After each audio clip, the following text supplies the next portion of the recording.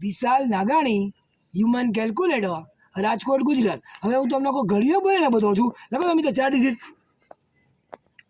અહીંયા જોજો તમે. શું લખ્યું? 2556. હા જુઓ તમે. 2556 = 2556, 2556 દુ 5112, 2556 તેરી 7668, 2556 ચોકા 10224, 2556 પંચા 12780, 2556 છક્કા 15336, 2556 સત્તા 17892, 2556 અઠ્ઠા 20448, 2556 નવ્વા 23004, 2556 દાન 25560.